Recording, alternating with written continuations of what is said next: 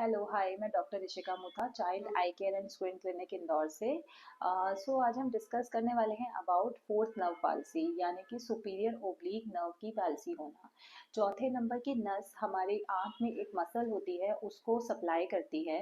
And जब कभी भी इसमें पैरालिसिस हो जाए तो उससे आंख में कैसी मैनिफेस्टेशन होगी, ये पैरालिसिस से आगे कैसा इसका हम ट्रीटमेंट कर सकते हैं, ये सब बच्चों में होगी कि बड़ों में, इस वीडियो में हम ये जानेंगे। जो चौथे नंबर की नस होती है वो कई बार कंजेनिटल भी, मतलब बच्चों में जब पैदा होते हैं तभी ही वो दबी हुई होती है।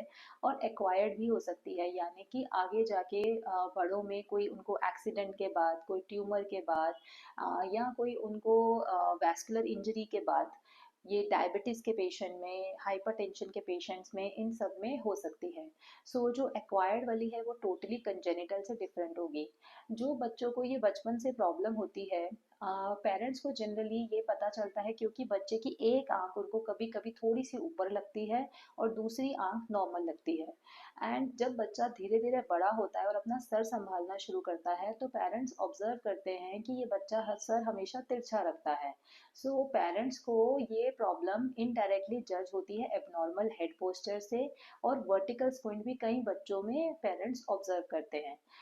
अगर बच्चे को ऐसी कुछ भी प्रॉब्लम है तो हमें उसका अर्ली चेकअप कराना चाहिए, क्योंकि जो आई में चौथे नंबर की नस दबी है वो आई का लीजी आई में जाने का, यानी कि उसमें विजन कम होने के बहुत ज़्यादा चांसेस हैं।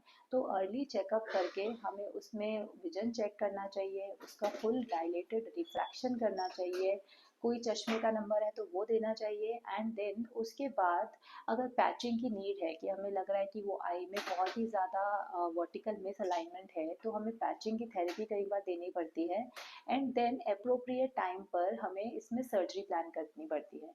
अगर बच्चे को कुछ भी एबनॉर्मल हेड पोस्चर नहीं है, उसको लेजी आई में नहीं जा रहा है और बाकी सब चीज़ें भी उसकी हमारे असेसमेंट में ठीक आ रही हैं, तो फिर सर्जरी के लिए वेट किया जाता है, अर्ली सर्जरी नहीं प्लान की जाती है। मगर कई बार क्या होता है, ये जो चौथे नंबर की नस होती है दोनों आंखों में दबी होती है। मगर पेरेंट्स को जनरली मैनिफेस्टेशन या सिम्टम्स बोलिए तो वो एक ही आंख में दिखते हैं। तो कभी भी अगर हम चौथे नंबर की नस का हम ट्रीटमेंट मैनेजमेंट कर रहे हैं तो हमें दोनों आंखों में बराबर इसको चेक करना बहुत ज़रूरी है। अब हम बात करेंगे अबाउट एक्वायर्ड। एक्वायर्ड का मतलब है कि बड़ों में किसी भी रीज़न से अगर ये चौथे नंबर की नस दबी है, यानी कि कोई ट्यूमर है, कोई ट्रॉमा हो गया है, हेड एक्सीडेंट हो गया है कार से, बाइक एक्सीडेंट हो गया है, या कोई और डायबिटीज़, हाइपरटेंशन, ऐसी प्रॉब्लम है।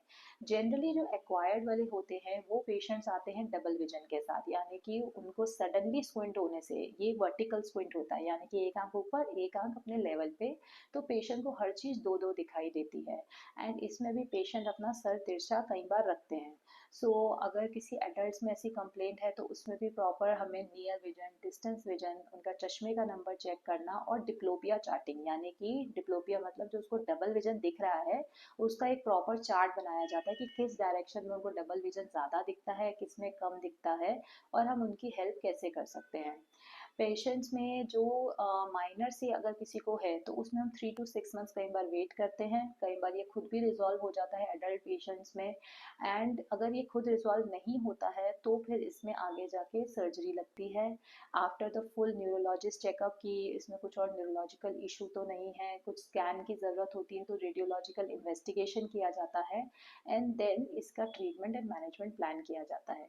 इसमें हम जनरली स्क्विंट सर्जरी प्लान करते हैं, जिसमें कि हम जो वर्टिकल मिस अलाइनमेंट है, यानी कि एक आंख ऊपर की तरफ है, उसको लेवल पे लाने की कोशिश करेंगे। एंड जिसके थ्रू फिर डबल विजन जो पेशेंट को दिख रहा है उसको ठीक करने का ट्राई किया जाएगा। कई बार इसमें बहुत कम होता है तो टेम्परेरी फ्रेनल प्रिज्म्स या प्रिज्म ग्लासेस एडवाइस किए जाते हैं, बट वो एक टेम्परेरी सॉल्यूशन होता है जिसमें जैसे 3 to 6 मंथ्स हम वेट कर रहे हैं खुद ही रिजॉल्व होने का। उसमें पेशेंट को टाइम बीइंग के लिए दिया जाता है ताकि वो अपने डे टू डे वर्क कर सके। अगर किसी बच्चे को या बड़े को हेड टिल्ट है, एक आंख ऊपर नीचे है, और उनको साथ में कुछ और एसोसिएटेड डायबिटीज़, हाइपरटेंशन है, तो फिर ये ज़रूर एक बार फुल स्क्विंट स्पेशलिस्ट से अपना फुल चेकअप ज़रूर कराएं कि कहीं चौथे नंबर की नस पे प्रभाव तो नहीं आया है। जैसे कि अब आप ये नेक्स्ट एग्जांपल में देखिए, ये एक ऑपरेटेड पेशेंट है हमारा, जिसको कि बच्चे को बचपन में ही आंख ऊपर नीचे थी। एंड जब उसकी फर्स्ट बर्थडे की फोटोग्राफ्स देखी गई तो उसमें भी हेड टिल्ट बहुत अच्छे से अप्रिशिएट हो रहा था।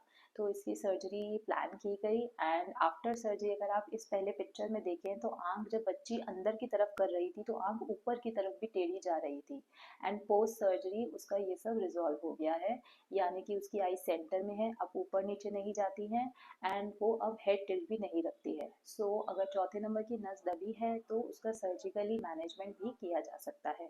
Thank you.